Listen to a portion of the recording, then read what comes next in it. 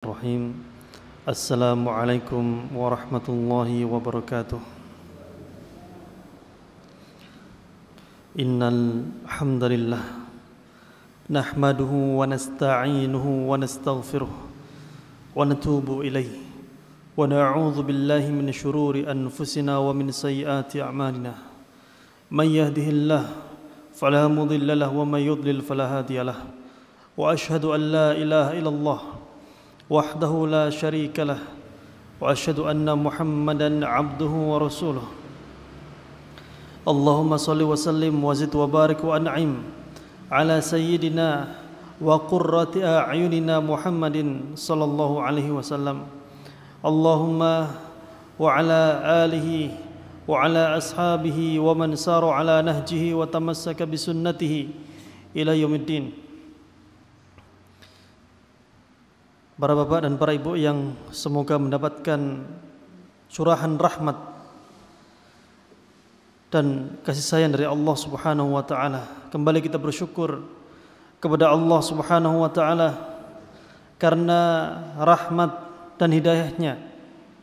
Pada malam hari ini Allah Subhanahu wa taala masih memudahkan langkah kaki kita, masih meringankan hati kita untuk menuju rumah dari rumah-rumahnya untuk mempelajari hadis-hadis Rasulnya sallallahu alaihi wasallam. Dan pada pertemuan kali ini kita sudah sampai pada hadis yang ke-31 tentang hakikat zuhud dan buah-buahnya. Berkata Imam Nawawi rahimahullah dalam kitab Arba'in An-Nawawi, An Abil Abbasi Sahal bin Sa'ad As-Sa'idi radhiyallahu anhu qala ja'a rajulun ila Nabiy sallallahu alaihi wasallam faqala. Dari Abu Abbas, namanya adalah Sahal bin Sa'ad As-Sa'idi, semoga Allah meridhoinya. Beliau berkata, telah datang seorang laki-laki kepada Nabi sallallahu alaihi wasallam dan dia berkata, Ya Rasulullah, dullani ala amalin idza amiltuhu ahabbani Allah wa ahabbani an-nasu.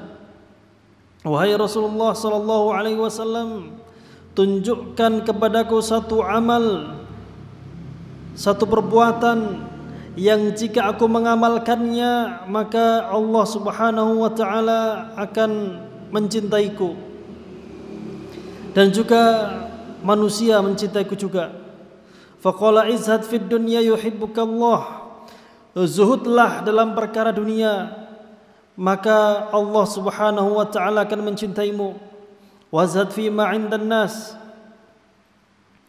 yuhibbukan nas, dan zuhudlah terhadap sesuatu yang ada di tangan manusia, maka manusia akan mencintaimu. Haditsun hasanun rawahu Ibnu Majah wa ghairuhu bi asanidah hasanah. Hadis hasan diriwayatkan oleh Ibnu Majah dan yang selainnya dengan sanad-sanad yang hasan. Hadis ini para jemaah sekalian akan membahas tentang dua wasiat Rasulullah sallallahu alaihi wasallam. Apa wasiat beliau akan kita bahas setelah ini, yaitu yang pertama adalah zuhud terhadap dunia, dan itu merupakan sebab dicintai oleh Allah Subhanahu wa taala. Dan yang kedua, zuhud terhadap apa yang ada di tangan manusia, maka manusia akan mencintai kita. Dan kesempurnaan kebahagiaan kita para jemaah sekalian apabila kita mendapatkan dua cinta. Yang pertama, cinta dari Allah Subhanahu wa taala, karena tatkala Allah mencintai kita, tentunya kita akan menjadi hamba-hambanya yang soleh. Dan yang kedua, cinta manusia adalah sebab atau kepanjangan dari cinta Allah Subhanahu wa taala kepada kita semuanya.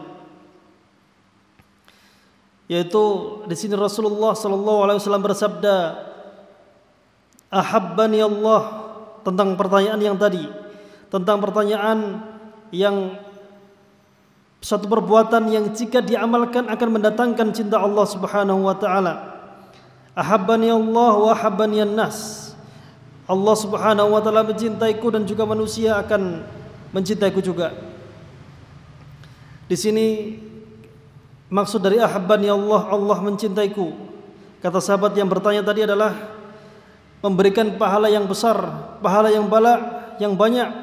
Adapun ahabbani an-nas malu ilayya mailan tabi'iyan, yaitu hati-hati mereka condong kepadaku secara tabiat. Seringkali manusia itu mencintai manusia yang lain, bersahabat dengan manusia yang lain karena sebab ada udang di balik payek, ada udang di balik batu. Karena ada pepatah zaman dulu, mungkin sampai sekarang, dan pepatah ini tidak hanya berlaku bagi pertemanan, yaitu apa? Ada uang abang disayang, tidak ada uang abang ditendang. Para ibu-ibu misalnya, kalau pas suaminya ada duit, sawenang berbunga-bunga, pas duitnya nggak ada, ngawamuan. Nggih napa mboten, Pak? Kira-kira. Ya memang wajar karena manusiawi. Tapi di sini kita berharap manusia mencintai kita, berteman dengan kita, bersahabat dengan kita bukan karena sebab-sebab kita punya duit atau kita punya ini dan itu, tapi karena memang karena ketulusan. Itu kan harapan kita. Karena jika persahabat manusia karena duit, karena uang, ketika uangnya habis, hilang, maka hilang pula persahabatan mereka, hilang pula kecintaan mereka. Allah Subhanahu wa taala berfirman, innal ladzina amanu wa 'amilus solihati sayaj'al lahumur rahmanu wudda. Sesungguhnya orang-orang yang beriman dan beramal soleh, Allah Subhanahu wa taala yang Maha Pengasih akan menjadikan untuk mereka kecintaan, yaitu mencintai mereka. Makanya seringkali kalau ada orang yang baik, orang yang soleh, itu rata-rata dicintai oleh orang sekitarnya. Kalau tidak, berarti ada masalah. Entah masalah kepada kesolehannya atau masalah orang-orang di sekitarnya. Contoh seperti Rasulullah SAW, beliau adalah orang yang paling soleh, tapi orang-orang Quraisy tidak mencintai beliau, bahkan memusuhinya, berusaha untuk membunuhnya. Dijadikan 100 ekor unta bagi barang siapa yang bisa membunuh Rasulullah SAW. Maka yang seperti ini, jika orang soleh hidup di kalangan orang-orang yang soleh juga, mereka akan saling mencintai. Dan saling mencintai karena Allah Subhanahu wa taala ini merupakan pahala yang besar. Para sahabat mereka saling mencintai di kalangan mereka. Ruhama'u bainahum, mereka saling mencintai di antara mereka. Dan ini merupakan hal-hal yang mendatangkan ridha Allah Subhanahu wa taala. Kemudian izhad, zuhud itu apa? Para jamaah yang dirahmati oleh Allah Subhanahu wa taala, zuhud itu akhdhu qadri ad-darurati minal halal al-mutayaqqinil hilli, yaitu mengambil dari perkara yang halal secukupnya, mencukupkan diri dengan yang halal dan tidak memperbanyak. Maksudnya adalah dalam hal yang halal kita mengambil sebutuhnya. Ini memang gak gampang, karena manusia itu lebih condong untuk senang dengan duit. Jenengan tasik senang duit Pak nggih. Nggih padha ambek aku, ya seneng. Tapi kita berusaha bagaimana kita mendahulukan Allah Subhanahu wa taala di atas segalanya. Fid dunya, nanti insyaallah akan kita bahas lebih lanjut tentang pengertian zuhud menurut para ulama yang lain. Fid dunya, yaitu bistisghari sya'niha wa ihtiqariha, yaitu zuhud terhadap dunia. Maksudnya adalah memandang dunia ini tidak besar, tidak yang luar biasa, tapi secukupnya, sewajarnya, hanya untuk menyambung kepada akhirat. Allah Subhanahu wa taala berfirman, fala taghurrannakumul hayatud dunya, dan janganlah kehidupan dunia menipu kalian. Qala Subhanahu wa taala, i'lamu annamal hayatud dunya la'ibun walahun wazinatun watafakhurun bainakum watakathurun fil amwali wal aulad. Ketahuilah bahwasannya kehidupan dunia ini merupakan permainan, merupakan gurauan, perhiasan dan berbangga-bangga dan berbanyak-banyak harta dan anak-anak. Makanya kita sering lihat pas reuni misalnya, reuni itu ajang pamer biasanya. Ada yang sudah pamer punya motor, punya mobil, punya rumah dan punya yang lainnya. Dan apalagi kalau berbangga terhadap anak mungkin sekarang agak jarang. Sekarang soalnya ada istilah apa namanya? Child free, bebas anak katanya. Tapi kalau zaman dulu orang semakin banyak anaknya, semakin berbangga, semakin senang, semakin bisa dipamerkan. Zaman dulu itu orang nemu anak sewenang, rebutan, nemu anak sewenang. Apalagi anaknya laki-laki. Zaman sekarang nemu anak gak ada yang ngurusi. Nah, zaman dulu sewenang. Karena ketika tambahan anggota maka ketambahan pula pasukan yang bisa menguatkan kabilahnya. Di sini yuhibbukallah, Allah mencintaimu, yaitu mahabbatullahi lil 'abdi ridahu wa ihsanu ilaihi. Kecintaan Allah Subhanahu wa taala kepada seorang hamba adalah ridhonya dan ihsannya. Berbuat atau Allah Subhanahu wa taala akan memberikannya kebaikan yang banyak. Li'anal mahabbata mailun tabi'i wa huwa fi haqqillahi muhalun fal muradu ghayatuha. Karena kecintaan ini adalah halal yang murni, dan maksud dari Allah mencintai seseorang adalah Allah berbuat baik kepadanya karena sebab yang mendatangkan kecintaan Allah Subhanahu wa taala. Dan bisa kita ambil kesimpulan dari hadis ini para jamaah yang dirahmati oleh Allah Subhanahu wa taala bahwasannya di antara sifat Allah adalah mencintai. Cuma cintanya Allah berbeda dengan cintanya manusia. Sebagaimana sifat-sifat Allah yang lain berbeda dengan sifat-sifatnya manusia. Contoh, Allah berfirman, wa ghadiballahu alaihim. Allah marah. Di antara sifat Allah adalah marah. Loh, berarti nek marah engkau kepalanya mendidih, marah-marah ngotot. Itu marahnya manusia. Allah marah, marahnya Allah sesuai dengan kemuliaannya, sesuai dengan keagungannya. Contoh lain misalnya Allah Subhanahu wa taala melihat dan mendengar, sami'un basirun. Allah melihat dan mendengar. Loh, berarti kalau gitu ada matanya, terus bisa gini, bisa kelilipan gitu ya. Maka yang seperti ini kita enggak perlu menanyakan tentang sifat Allah Subhanahu wa taala. Kaidahnya adalah kita tidak mempertanyakan bagaimananya. Allah melihat dalam versi bahasa kita, melihat itu kita mengetahuinya, melihat sebagaimana melihat. Cuma penglihatan Allah sama penglihatan makhluknya itu berbeda. Pendengaran Allah sama pendengaran manusia berbeda. Jangankan Allah sama makhluknya, sesama makhluk saja berbeda. Contoh misalnya pendengaran manusia sama pendengaran kelawar berbeda. Pendengaran ikan paus sama pendengaran belalang berbeda. Jangankan sesama beda makhluk, sesama manusia saja itu bisa berbeda. Pendengaran fulan yang berusia 2 tahun berbeda dengan pendengaran dia sama fulan yang berusia 80 tahun. Bahkan pendengaran kita ketika muda itu berbeda dengan pendengaran kita di waktu tua. Oleh karena itu tentunya perbedaan pendengaran Allah dan makhluknya lebih jauh lagi. Para jemaah yang dirahmati oleh Allah Subhanahu wa taala, hadis ini bisa kita ambil pelajaran bahwasannya yang pertama makna zuhud. Apa itu zuhud? Mungkin kita agak sedikit panjang pembahasan tentang zuhud ini. Mungkin saat ini kita belum bisa mengerjakannya, belum bisa mempraktekannya secara seutuhnya, karena ini hanya bisa dilakukan oleh orang-orang yang betul-betul ikhlas kepada Allah Subhanahu wa taala.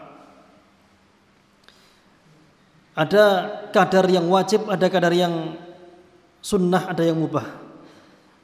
Zuhud adalah para ulama pengertiannya berbeda-beda tentang zuhud ini. Namun yang masyhur adalah perkataan Abu Idris Al-Khawlani yang diriwayatkan oleh Imam Ahmad bin Hanbal, Imam Hanbali. Beliau mengatakan, "Laisa az-zahadatu fid dunya bitahrimil halali wala idha'atil mal." Zuhud itu bukan artinya adalah mengharamkan yang halal, bukan juga menyia-nyiakan harta. Innamaz zahadatu fid dunya an takuna bima fi yadillahi awthaq minka bima fi yadaik. Yaitu zuhud adalah kita menjadikan sesuatu yang berada di sisi Allah Subhanahu wa taala lebih kita pegang, lebih kita utamakan, dan lebih kita dahulukan daripada sesuatu yang ada di tangan kita. Urusan sama Allah Subhanahu wa taala itu yang kita dahulukan. Hak Allah lebih kita utamakan. Hal-hal yang mendatangkan pahala dan amal soleh kita dahulukan daripada hal-hal yang mendatangkan dunia di sisi kita. Maka dari perkataan ini, zuhud ini bisa kembali kepada 3 hal yang semuanya itu merupakan amalan hati. Sekali lagi, zuhud ini merupakan amalan hati. Yaitu yang pertama, an yakunal abdu bima fi yadillahi awthaq minhu bima fi yadi nafsih. Yang pertama adalah yang barusan kita bahas tadi, adalah kita lebih condong, lebih berpegang terhadap sesuatu yang ada di sisi Allah Subhanahu wa taala dari amal soleh dan yang lain sebagainya, daripada apa yang ada di tangan kita. Dan ini merupakan orang-orang yang yakin kepada Allah Subhanahu wa taala. Allah Subhanahu wa taala berfirman, "Wa ma min dabbatin fil ardi illa 'ala Allahi rizquha."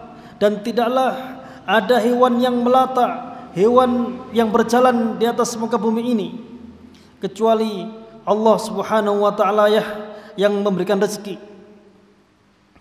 Dan Allah juga berfirman, "Wa fis sama'i rizqukum wa ma tu'adun." Dan di langit ada rezeki kalian dan apa yang dijanjikan kepada kalian. Yakin bahwasannya semua yang menjadi hak kita akan didatangkan oleh Allah Subhanahu wa taala. Itu yang pertama. Yang kedua, an yakunal abdu idza usiba min musibatin fid dunyah kadhabi malin aw waladin. Bahwasannya seorang jika dia ditimpa musibah pada dunianya, seperti hilangnya harta atau hilangnya anak, arghaba fi dzalika arghaba fi thawabi dzalik mimma dhahaba minhu minad dunya an yabqalah. Yaitu dia lebih fokus kepada berharap pahala di sisi Allah Subhanahu wa taala dan tidak fokus kepada kerugiannya. Kita sering atau mungkin kita pernah mendengar atau mungkin kita mengalami ditinggal mati oleh orang-orang yang kita sayangi, bapak kita, ibu kita, saudara kita, anak kita, ponakan dan lain sebagainya. Atau kita kehilangan harta, kehilangan benda. Maka orang yang zuhud lebih berfokus kepada kesabaran dan pahala di sisi Allah Subhanahu wa taala daripada fokus menyesali nasib. Karena mau bagaimana lagi, namanya juga musibah. Disesali maupun tidak, gak akan balik. Maka kita lebih fokus kepada pahala di sisi Allah Subhanahu wa taala sehingga dia bersabar. Kemudian sebagaimana juga satu doa yang diriwayatkan oleh Abdullah bin Umar, bahwasanya Rasulullah sallallahu alaihi wasallam bersabda, "Annahu kana yaqulu fi du'aihi, Allahumma aqsim lana min khasyatika ma tahulu bainana wa baina ma'asik, wa min ta'atika ma tuballighuna bihi jannatak, wa min al-yaqini ma tuhawwinu alaina masa'ibad dunya." Doanya adalah, Allahumma aqsim lana, ya Allah, anugerahkanlah kepada kami min khasyatik, dari rasa takut kepadamu, ma tahulu bainana wa baina ma'asik, yang bisa mencegah kami dari berbuat maksiat kepadamu. Karena para jamaah sekalian, yang bisa mencegah kita dari berbuat maksiat kepada Allah Subhanahu wa taala adalah rasa takut kita kepada Allah Subhanahu wa taala.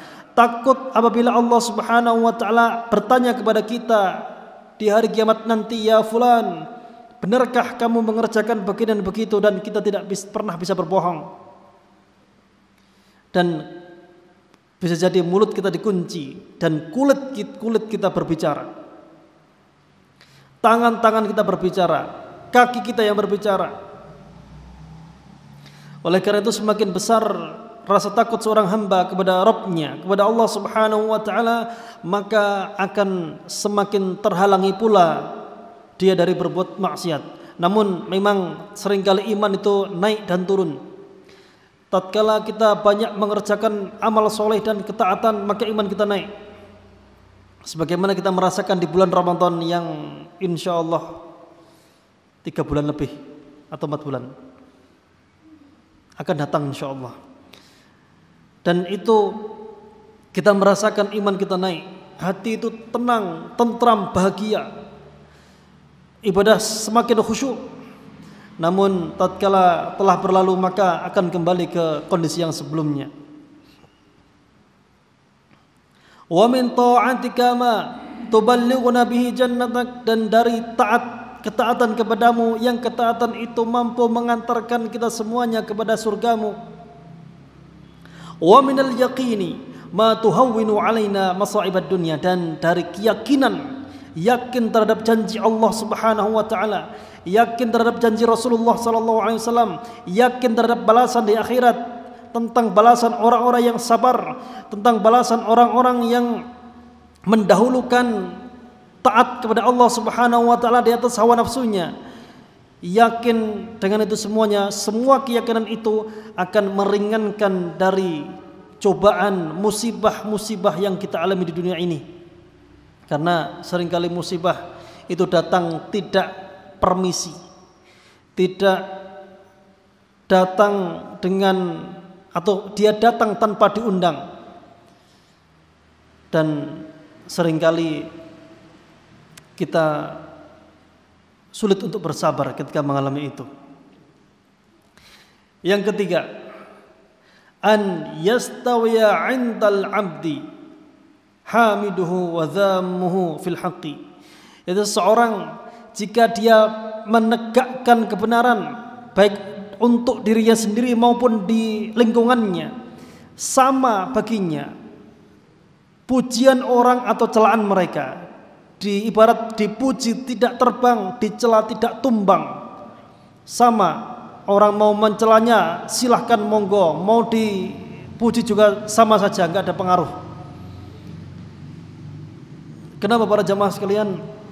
Karena kalau bagi seseorang pujian dan celaan manusia itu sama baginya, maka dia hanya mengharap ridha Allah Subhanahu wa taala. Memang tidak bisa kita jamin, tapi itu merupakan salah satu indikator. Karena dia misalnya ingin melakukan ibadah amar ma'ruf nahi mungkar, menyeru kepada yang baik, mencegah kepada yang mungkar, mau ada yang muji, mau ada yang mencela, sama saja, enggak pengaruh. Kenapa? Karena yang dituju hanyalah Allah Subhanahu wa taala. Dan ini merupakan alamat ciri-ciri zuhud di dunia dan merupakan bentuk berpaling terhadap dunia. Ibnu Mas'ud radhiyallahu anhu pernah berkata, al-yaqinu an la turdin nasa bisakhtillah. Yakin terhadap Allah Subhanahu wa taala dan segala ayat-ayatnya, kepada Rasulullah SAW dan segala hadis-hadisnya. Al-yaqin adalah kita tidak membuat manusia ridho dengan cara membuat murka Allah Subhanahu wa taala. Memang seringkali, contoh sederhana, lebaran, kumpul keluarganya keluarga besar, dan tidak semua anggota keluarga itu mahram. Contoh, sepupu mahram bukan? Boleh nggak menikahi sepupu? Boleh. salaman sama sepupu, boleh apa enggak? Tidak boleh. Maka seringkali, oh kamu sombong kalau dibilang gitu ya. Maka seperti ini, jangan sampai kita mencari ridho manusia dengan mengorbankan atau dengan taruhan Allah marah kepada kita. Karena itu merupakan larangan Allah Subhanahu wa taala melalui lisan Rasulnya. Saya pernah ditanya, lah kalau salamannya tangannya dibungkus kresek gini ya, tangan dibungkus kresek terus salaman, kan nggak nyentuh, boleh apa enggak? Saya jawab, sama dengan membonceng perempuan yang bukan mahram pakai jaket, kan sama aja. Maka dari itu salah satu contoh.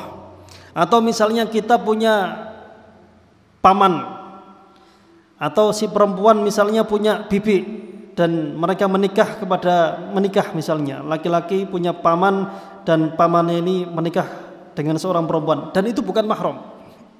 Maka yang seperti ini dipahamkan, jangan sampai kita enggak enakan kemudian membuat Allah Subhanahu wa taala murka. Dan masih banyak lagi. Contoh misalnya riba misalnya. Atau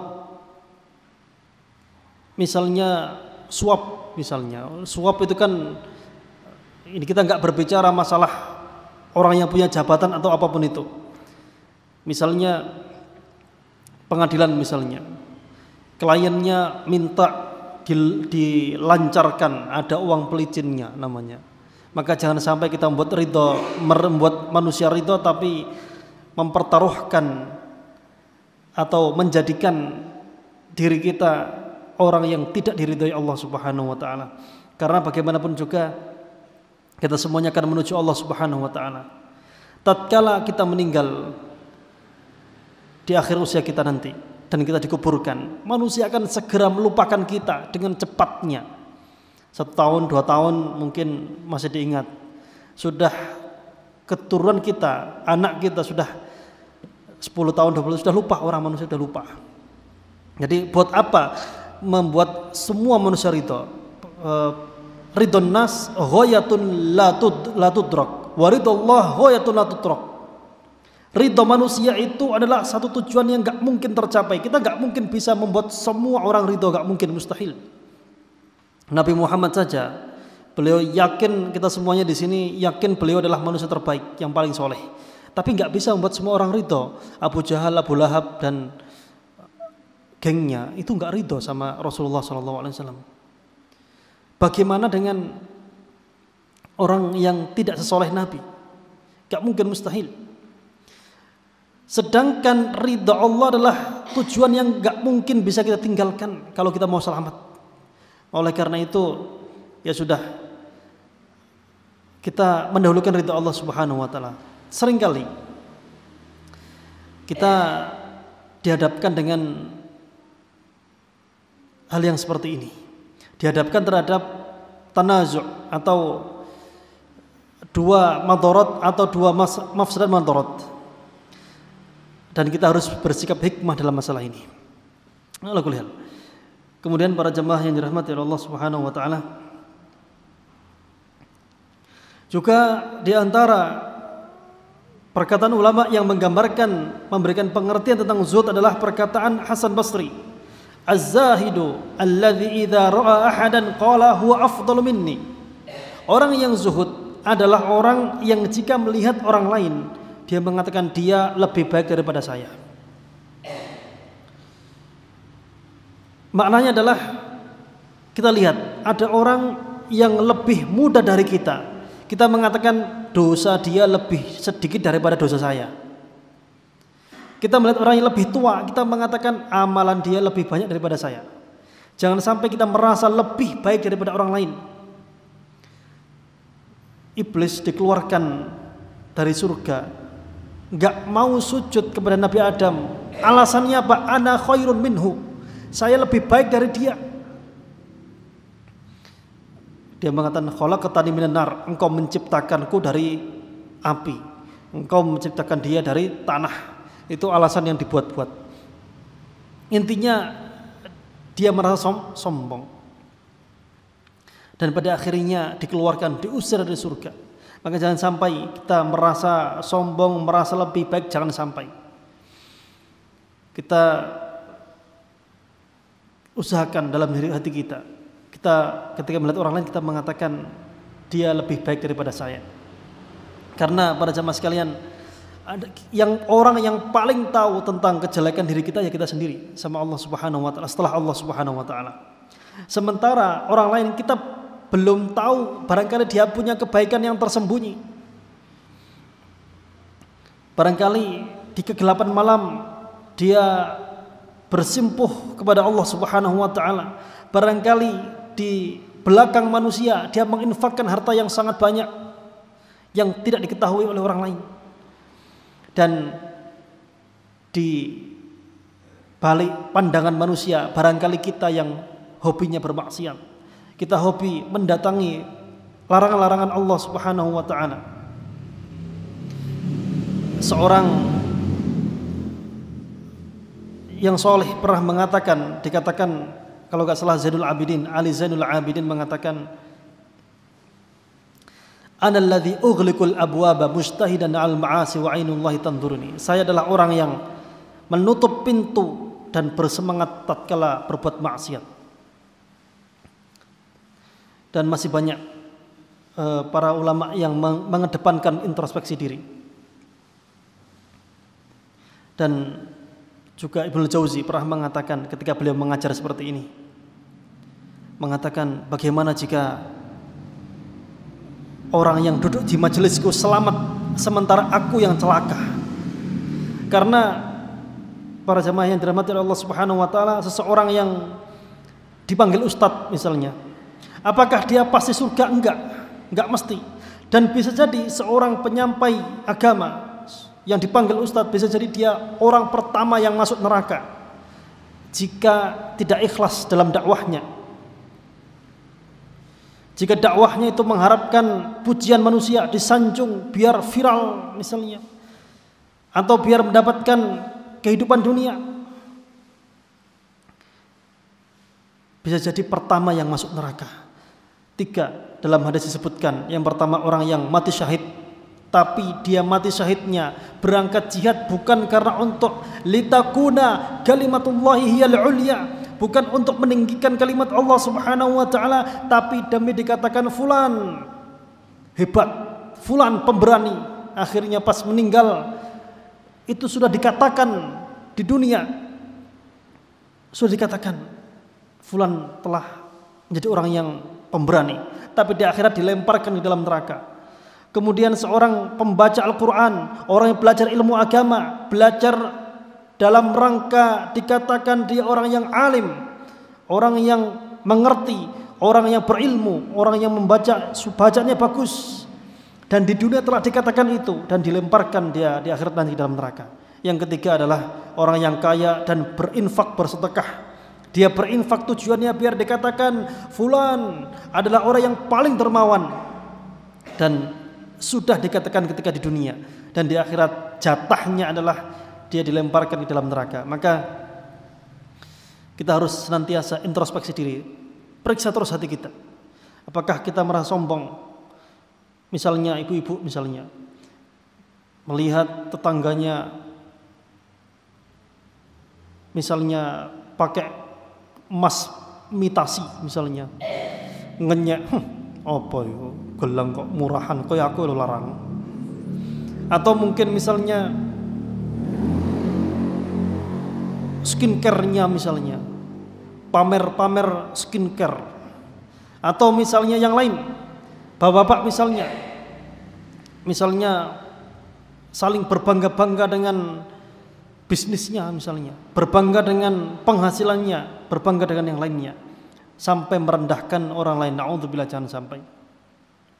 Para jamaah yang dirahmati Allah Subhanahu wa taala. Dan juga Wahab bin al-Ward rahimahullah mengatakan, az-zuhdu fid dunya alla ta'sa 'ala ma fat minha wa la tafrah bima ataka Allah minha. Zuhud di dunia adalah kita tidak merasa menyesal terhadap sesuatu yang meninggalkan kita. Kita tidak menyesal terhadap sesuatu yang meninggalkan kita di dunia ini, dan kita tidak berbangga, tidak senang dengan kesenangan yang berbangga-bangga terhadap sesuatu yang kita punyai. Intinya adalah jika kita kehilangan sesuatu, maka tidak terlalu bersedih. Ya, mungkin bersedih yang wajar, manusiawi, tapi tidak sampai itu membuat kita terus-menerus tenggelam dalam kesedihan. Dan juga tatkala kita mendapatkan sesuatu, ya kita wajar senang, tapi kesenangan itu tidak membuat kita berbangga, tidak membuat kita lupa terhadap bersyukur kepada Allah Subhanahu wa taala. Kemudian Az-Zuhri, Imam Zuhri ketika ditanya, apa itu zuhud? Faqal, man lam yaghlibil haram sabrahu wa lam yashghal halal syukrahu. Itu orang-orang yang tidak mengalahkan sabarannya. Jadi orang-orang yang tidak terkalahkan kesabarannya oleh sesuatu yang haram. Ada sesuatu yang haram, dia berhasil untuk menahan dirinya. Ada duit misalnya, seorang punya jabatan, tidak harus di pemerintahan atau misalnya di perusahaan misalnya. Ada duit panas misalnya, proyek atau apa gitu, 1 miliar nganggur. Gas apa enggak ini? Digas. Akhirnya apa? Ketangkap OTT, kena KPK misalnya, atau ketahuan bosnya dipecat, dan itu duit panas. Maka orang yang zuhud adalah orang yang menahan diri dari yang haram, dan jika mendapatkan yang halal tidak lupa bersyukur. Bersyukur itu para jamaah sekalian, salah satunya adalah dengan mengucapkan alhamdulillah. Makanya kalau lihat teman jatuh kepleset, jangan bilang alhamdulillah, jangan ya, masa bersyukur itu. Dan cara bersyukur adalah menggunakan nikmat yang kita punyai, yang kita miliki, sebagai sarana untuk lebih bertakwa kepada Allah Subhanahu wa taala. Qala Sufyan ibnu Uyainah, Imam Sufyan ibnu Uyainah, beliau ini gurunya Imam Syafi'i di Makkah. Az-zahidu fid dunya idza un'ima alaihi syakar wa idza ibtuliya sabar. Orang yang zuhud itu apabila dia mendapatkan kenikmatan, mendapatkan rezeki, mendapatkan kesenangan, dia bersyukur, dan jika dia mendapatkan cobaan, sabar. Seimbang ya, namanya orang hidup, kadang senang, kadang sedih, kadang dapat rezeki, kadang dapat musibah. Ya, ada kalanya jika mendapatkan kesenangan ya bersyukur, mendapatkan cobaan musibah ya bersabar. Kalau berbuat dosa, saya tambahkan, kalau berbuat dosa beristighfar. Kemudian Rabi'ah mengatakan, ra'suz zahadati jam'ul asya'i bihaqqiha wa wad'iha fi haqqiha. Yaitu zuhud adalah meletakkan segala sesuatu pada tempatnya. Kemudian jika menaruh pada tempatnya pula. Sufyan ats-Tsauri mengatakan, az-zuhdu fid dunya qasrul amal wa laysa bi'aqlil ghalidhi wala bilubsil a'ba. Yaitu zuhud ini adalah tidak panjang angan-angan, tidak banyak berkhayal,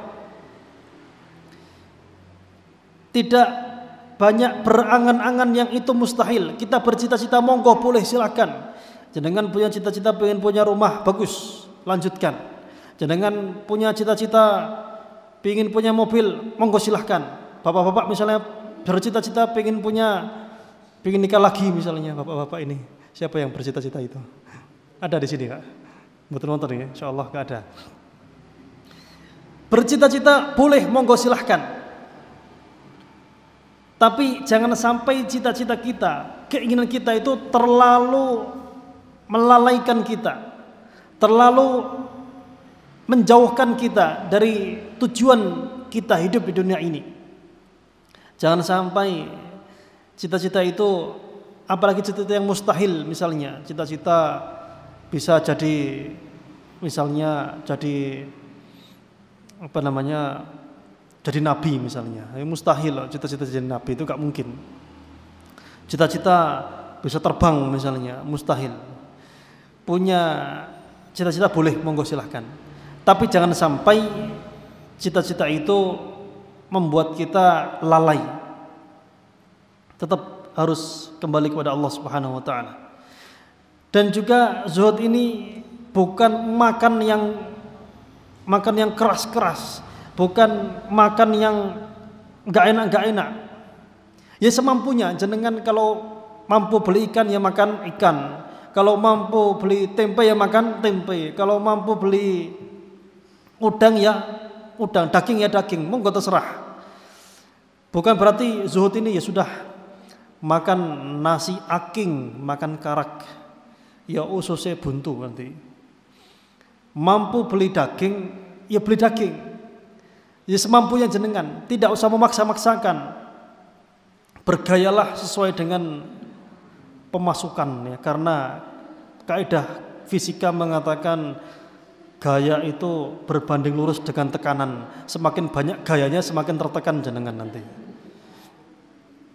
Jadi sewajarnya saja, apa adanya, tidak dibuat-buat. Apalagi zaman sekarang flexing apa flexing itu, pamer kekayaan gitu ya. Pamer apa kekayaan, trading katanya dan lain-lain, itu tidak sewajarnya. Jadi makan bukan berarti harus zuhud, itu bukan berarti harus makan yang keras-keras, enggak. Ya sewajarnya, jangan mampunya apa itu alhamdulillah sehari-hari itu loh ya. Kemudian bukan pakai baju yang kumel, baju yang jelek, enggak. Yes, jenengan mampunya bajunya seperti apa itu yang dipakai. Bahkan kalau jenengan punya baju bagus, itu yang dipakai. Jangan misalnya baju keluar rumah bajunya 2 bulan belum dipakai, yang tadinya warnanya putih jadi abu-abu, itu kemproh, jorok ya. Kemudian wa qala Imam Ahmad az-zuhdu fid dunya qasrul amal wal ya's mimma fi aidin nas, yaitu zuhud adalah tidak panjang keinginan dan angan-angan dan merasa tidak berharap terhadap apa yang di tangan manusia. Para jemaah sekalian, bukan berarti enggak boleh kaya. Jenengan pengin Pak jadi orang kaya? Pengin nggih? Boleh enggak jadi orang kaya? Boleh, dan itu bagus. Ada orang mengatakan uang tidak bisa membeli kebahagiaan. Benar apa salah? Salah Pak. Yang ngomong kayak gitu itu aslinya pengin duit, tapi gak mampu, aslinya pawegel, ya wis lah. Ngene ae kan duit tidak apa-apa, sing penting urip bahagia ambek goyang-guyon. Asline pengin jotosi wong asine. Kewesel tapi pegel ya wis kan duit. Bisa enggak uang beli kebahagiaan? Ya bisa. Jenengan punya uang, hajikan kedua orang tua, bahagia apa enggak? Oh, bahagia sekali. Makanya yang penting para jemaah sekalian jadi orang soleh dulu. Kalau jadi orang soleh punya duit, insya Allah duitnya barokah. Kalau orang soleh gak punya duit, insya Allah sabarnya juga barokah. Kalau punya duit, ya alhamdulillah. Jadi bahkan betapa banyak ibadah itu yang lebih lancar, lebih maksimal jika ada duitnya. Bapak-bapak misalnya, apa ibu, pergi haji itu perlu modal duit atau modal semangat? Modal duit. Sudah haji saya jalan kaki, oke jalan kaki haji, apa gak perlu makan? Perlu makan. Jenengan mau infak sodakoh iya bisa dengan tenaga. Tapi jenengan misalnya ada orang ngasih jenengan bantuan tenaga atau duit, yang paling senang duit gitu. Bapak-bapak juga gitu, lebih mudah mana nyenangkan istrinya dengan duit atau tanpa duit? Iya, apa namanya? Memang istri itu tidak selamanya tidak selamanya butuh uang, tapi apa-apa harus ada uang. Ya, jadi itu semuanya. Ibu-ibu juga sama, bapak-bapak juga sama. Kita ingin misalnya membahagiakan orang tua misalnya, ya bisa membahagiakan orang tua tanpa duit, bisa. Dengan perkataan yang bagus bisa. Orang tua lebih senang mana? Jangan sebagai orang tua punya anak, disenangkan sama anaknya dengan perkataan yang bagus. Anak yang pertama dengan perkataan yang bagus, anak yang kedua dengan perkataan yang bagus plus Innova. Milih mana Pak? Yang belum nikah misalnya, perempuan yang belum nikah, Ada dua laki-laki, yang satu soleh saja, yang dua soleh ya sama solehnya plus berduit. Lebih senang mana? Ya manusiawi lah. Jadi kaya punya duit monggo silahkan. Cuma prinsipnya satu, dunia di tanganku, akhirat di hatiku. Jangan sampai dunia itu masuk ke dalam hati, cukup di tangan saja. Jadi ya dapat duit ya alhamdulillah, kehilangan juga ya sabar, innalillah. Tapi tujuan utamanya bukan untuk duit. Dan memang syarat masuk surga itu bukan adalah orang yang paling banyak duitnya, bukan. Dan bahkan orang yang punya banyak duit itu hati-hati, hisapnya semakin banyak, semakin panjang hisapnya. Orang kaya sama orang miskin, kalau amal solehnya sama tapi duitnya beda, lebih dulu mana masuk surganya? Orang miskin ya. Makanya jadi miskin itu ya, jadi miskin kaya itu tidak berkaitan dengan kecintaan Allah kepada hambanya. Bisa jadi orang yang hidupnya kaya tapi Allah tidak mencintainya. Karena para jamaah sekalian, saya sering mengulang-ulang, Allah itu memberikan dunia kepada yang Allah cintai dan yang Allah tidak cintai, sementara hanya memberikan iman kepada yang Allah cintai. Dan para jamaah sekalian, iman dan takwa ini tidak pernah bisa dibeli dengan uang, dengan harta nggak akan pernah bisa. Bukan cuma iman dan takwa saja. Tidur misalnya, jenengan bisa beli bantal sama kasur, tapi apakah jenengan bisa beli nyenyaknya tidur? Gak bisa. Jenengan bisa beli makanan yang enak, tapi kalau kena diabetes, mau minum es campur, ya gak bisa. Maka dari itu zuhud ini memang agak sulit untuk kita kerjakan kalau kita bukan orang yang benar-benar ikhlas kepada Allah Subhanahu wa taala. Tapi pahala dan balasan dari sisi Allah Subhanahu wa taala pun juga setimpal. Apa hadiahnya kalau kita zuhud? Allah akan mencintai kita.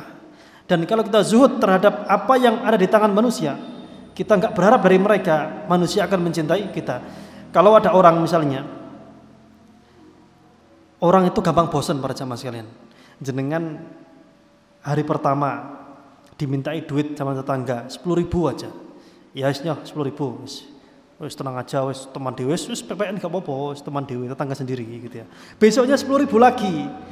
Wong iki rek DKI hati ngerogo rempel loh. Nyo. Besok lagi 10.000, mulai kesel. Wis besok jangan minta lagi lo ya. Besoknya lagi, minta lagi, ambil kursi, lempar biasanya. Yang banyak seperti itu. Tapi kalau Allah enggak. Allah marah kalau kita enggak minta kepada Allah Subhanahu wa taala. Makanya satu kaidah pesan bapak saya kepada saya itu dari dulu itu adalah jangan sampai diboseni orang lain. Jangan sampai orang lain bosan kepada kita. Bagaimana orang lain bisa bosan sama kita? Ya kalau kita banyak, pertama berharap sama dia, merepotkan dia, membuat dia jengkel. Pokoknya jangan sampai orang lain bosan kepada kita. Mungkin demikian para jamaah sekalian. Sudah isya ya. Insyaallah pembahasan mengenai zuhud ini masih akan kita lanjutkan di pertemuan yang selanjutnya, karena ada sebab-sebab yang bisa menjadikan kita orang yang zuhud dan lain sebagainya. Demikian, kalau ada salah-salah kata mohon maaf yang sebesar-besarnya. Jazakumullahu khairan.